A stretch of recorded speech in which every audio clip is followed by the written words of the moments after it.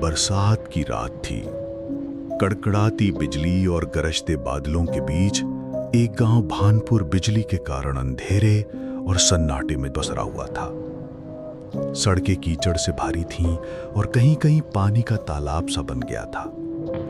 इसी गांव के बाहरी छोर पर एक पुराना टूटा फूटा हवेली था। लोग कहते थे कि उस हवेली में कोई नहीं रहता, लेकिन रात को वहां से घंटी की आवाज आती है।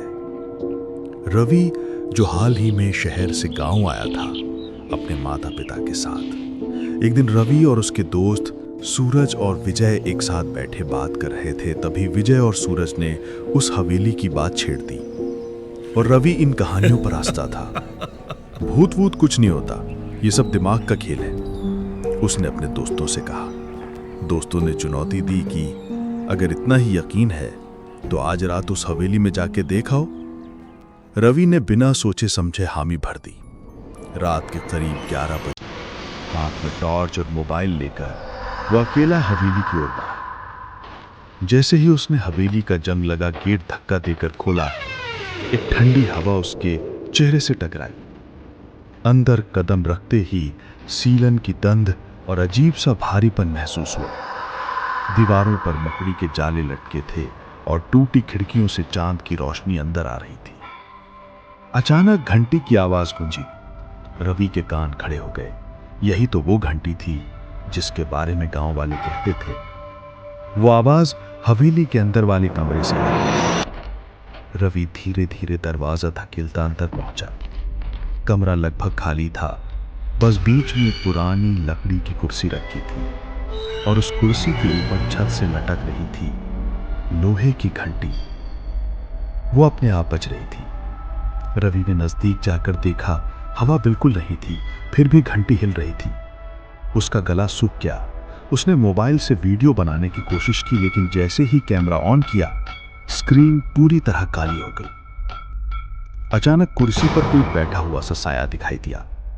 आंखें खून जैसी लाल और चेहरे पर कोई आकृति ही नहीं, सिर्फ अंधेरा। रवि चीखने ही वाला था कि वो साया गहरी आवाज में बोला, इस घंटी को छेड़ा तो तेरा नाम भी यहां गूंजेगा, हमेशा के लिए। रवि डर से कांप उठा। उसने पीछे भागना चाहा, मगर दरवाजा अपने आप बंद हो चुका था। वो पसीने पसीने हो गया।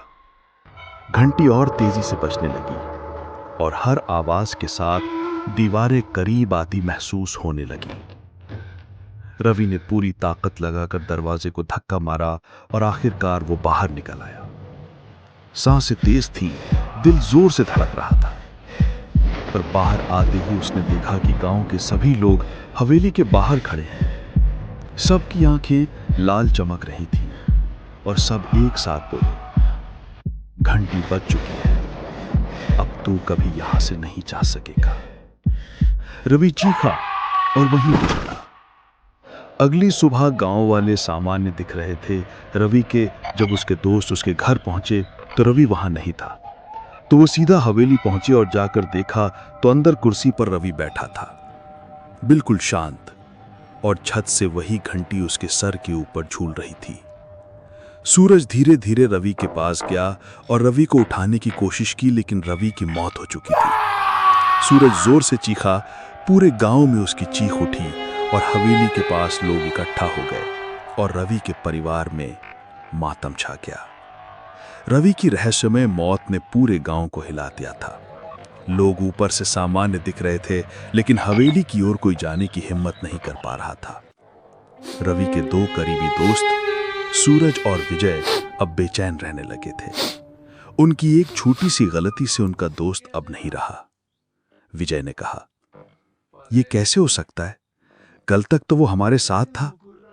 सूरज ने ठंडी सांस लेते हुए जवाब दिया, कुछ तो है उस हवेली में, वो घंटी। उस रात सूरज नींद में करवटें बदल रहा था। अचानक उसकी खिड़की के पास खटखट की आवाज हुई। उसने बाहर झांका तो एक औरत खड़ी थी, लाल आंखें, खुले बाल और सफेद साड़ी में। वो धीमी आवाज में बोली, अब रवि हवेली का हिस्सा बन चुका है, अगला नंबर तुम्हारा है। सूरज ने सहम कर खिड़की बंद कर दी। लेकिन अगली ही सुबह उसके कमरे की दीवार पर लाल खून से लिखा था, घंटी गूंजेगी, मौत लौटेगी। पूरे गांव में अब इसी की चर्चा थी। घबराए सूरज और विजय ने गांव के बुजुर्ग रामलाल को सब बताया। रामलाल ने चौंक कर कहा, तुम दोनों ने गलती की है। हवेली के पास जाना मौत को न्योता देना है। घंटी में शापित आत्माएं बसी हैं। हर बार जब वो बचती है, एक नई आत्मा उसमें कैद हो जाती है। विजय ने सवाल किया, तो इससे छुटकारा पाने का कोई रास्ता नहीं? रामलाल ने गहरी सांस लेकर कहा, रास्ता है लेकिन खतरनाक। घंटी को तोड़ना होगा, और यह तभी संभव है जब आधी रात को उसके सबसे तेज बजने के समय कोई उस कमरे में जाकर उसका सामना करे। दोनों दोस्तों ने ठान लिया कि वो इस गांव को इससे छुटकारा दिलवा कर ही रहेंगे। रात के 12 बजे वो हवेली पहुंचे। जैसे ही उन्होंने दरवाजा खोला, ठंडी हवा का झोंका आया और दीवारों पर परछाइयां भागती दिखी। कमरे में घुसते ही उन्होंने देखा अभी भी कुर्सी खाली थी, लेकिन तभी एक हंसी गूंजती है और आवाज आती है, तुम दोनों आए हो, अच्छा हुआ, अब घंटी अकेले नहीं बचेगी। दोनों डर गए, लेकिन हिम्मत नहीं छोड़ी। अचानक घंटी जोर से बजने लगी। कमरा हिलने लगा और दीवारों से खून रिसकर फर्श पर फैल गया। उस खून से एक आकृति उभरने लगी। सफेद कपड़े पहने, लंबे बाल और भयानक चेहरे वाली औरत। वो वही औरत थी। मैं हूं इस घंटी की स्वामिनी, हर आत्मा मेरी शक्ति है, और अब तुम दोनों भी मेरे दास बनोगे। सूरज और विजय के पैरों तले जमीन खिसक गई। सूरज ने हिम्मत जुटाई, हम तुम्हें रोकेंगे, चाहे जान चली जाए। वो दौड़कर घंटी की रस्सी पकड़ने लगा, लेकिन जैसे ही उसने छुआ, उसके हाथ जल गए। औरत हंस पड़ी, ये घंटी अमर है, कोई इंसान इसे छूकर जिंदा नहीं रह सकता।